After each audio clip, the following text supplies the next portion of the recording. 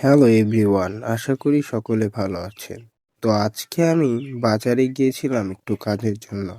হঠাৎ দেখি একটি পাগল বসে কিছু কচুর পাতা এবং ইট দিয়ে নকশি করে রাস্তায় ফুল অথবা আর্ট করছে, যা দেখে মনে হয় সে একজন ভালো ঘরের সন্তান এবং শিক্ষিত।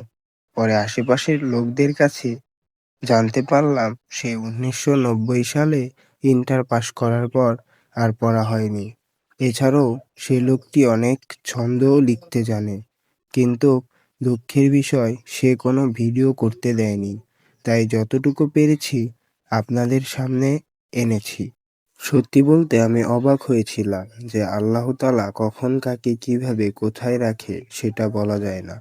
দেখুন, সেও একসময় শিক্ষিত ছিল, তারও পরিবার ছিল। তবু সে আজ পথে ঘাটে রাস্তায়।